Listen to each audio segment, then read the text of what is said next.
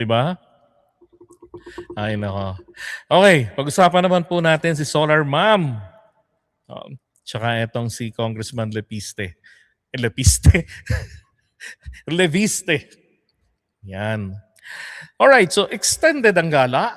Ano to, natatakot na bang uwi itong mag-ina? Ah? Pero basahin muna natin yung statement ni Senator Loren Legarda. Sabi niya I have served our country with utmost dedication and integrity for more than 3 decades. Okay, nagsilbi nang may mataas na dedikasyon at integridad ng mahigit na 3 dekada. O ano naman ngayon? I will not allow baseless accusations to trample on my unblemished record of public service. Then ano gagawin mo?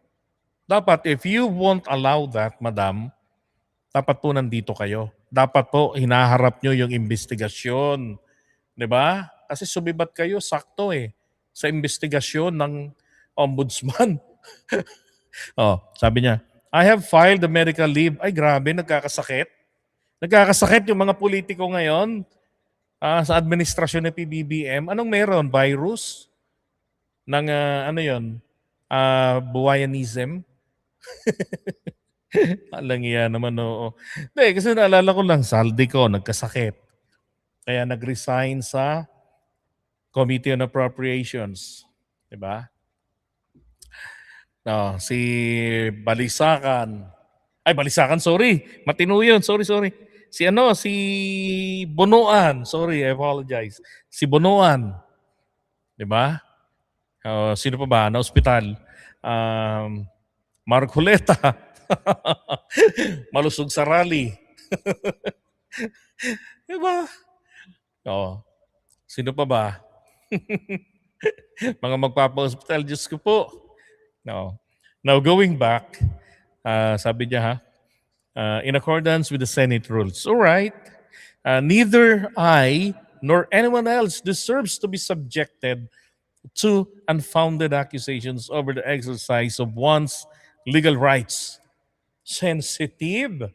Oy, madam, sabi ng Korte Suprema, kayong mga halal ng bayan, huwag masyadong balat sibuyas. Pwede kayong batikusin basta may kinalaman sa performance ninyo sa inyong trabaho. Unless it was done maliciously. Bakit? Di ba maliwanag? Pwede kayong tanungin, pwede kayong questionin, pwede kayong paghanapan. Nasaan nga pala kayo ngayon? Kayo na ho ang hinahanap. Bago po kayo, pag una kayong pinaghahanapan, ngayon po kayo ngayon ang hinahanap ng taong bayan. Nasaan po ba talaga kayo? Sabi niya, I have committed absolutely no wrongdoing. Ay nako, naalala ko yung binibitay na ng rape ng anak. Yun din ang sabi niya, wala akong ginawang kasalanan. Malinis ang konsensya ko. Kumikinang. Di ba't hindi mo harapin yung mga investigasyon, di ba? I urge the public to be discerning, especially in light of the timing and nature of these false allegations. Kasi nga naman daw may impeachment. Ba't hindi mo mabanggit na ang kapalit dito ay ang pagboto ng conviction laban kay Sara? Di ba? Bakit nag-i-insinuate lang ng timing naman? I remain confident that once the facts come out, we will be vindicated. Well, that's absolute. Di ba? Absolute naman yan. Kapag lumabas ang katotohanan, mapapawalang sala kayo. Pero yun po yung kanyang statement, mga kabayan. Kasi nga may lumabas na ganito. Legarda, medical leave extended. At ngayon, ito naman pong si Boying Rimulya kasi flinag yan pero ano nga ba yung mga aligasyon sa kanya? Ito na lang, kay Lito Atienza. Pareho silang nito kongresista at the time Sabi ni Lito Atienza, number 1, conflict of interest, delikadesa. Personal umanong naglabi, si Loren sa mga mambabatas para suportahan ang 25-year congressional franchise ng kumpanya ng anak. Ito ho yung SPBC, yung Solar para sa Bayan.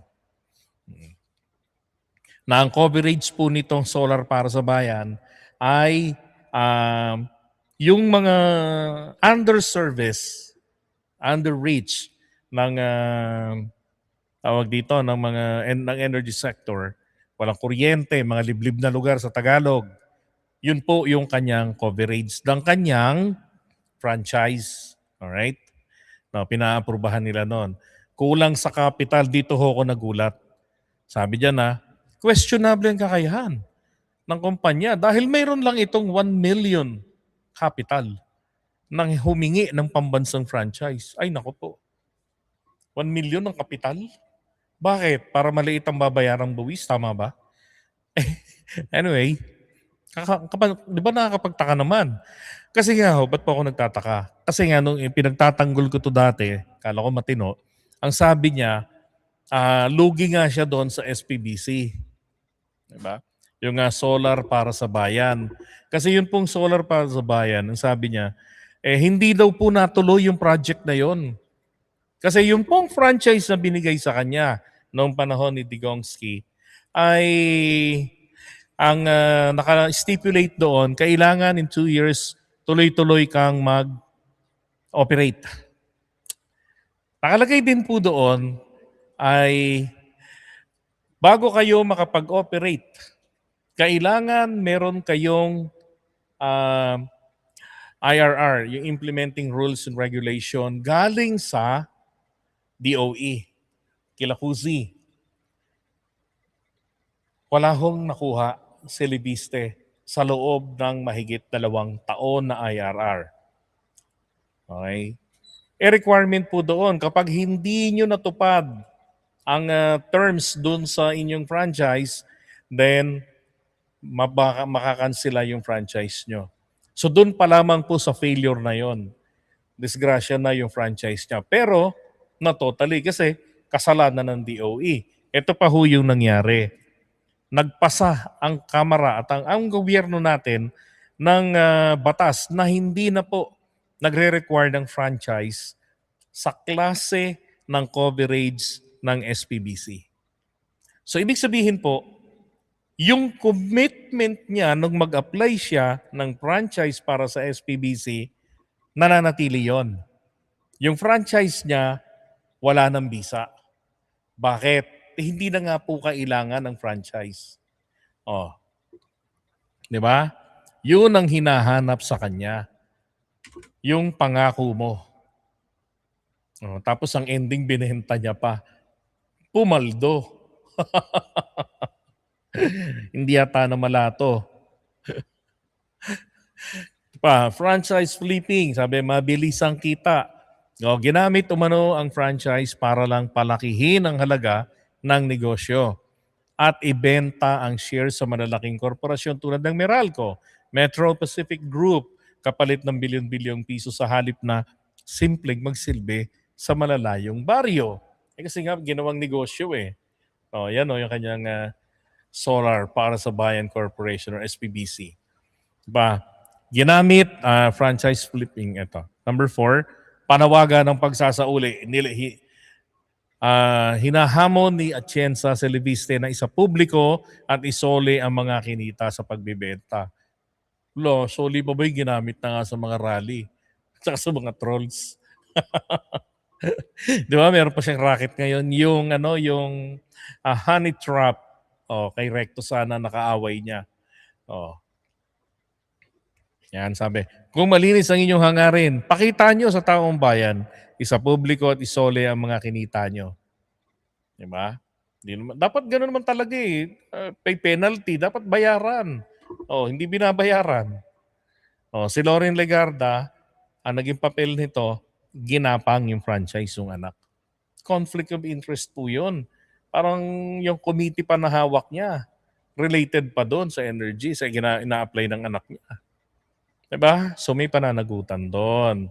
Ano yon? Palakasan issue? Ay, palakasan system? Diba? So, anong nangyari ngayon? Flinag po ni Ombudsman. Kaya siya naglabas ng ganung pahayag kanina si Loren. Kasi medyo suspicious na daw po eh.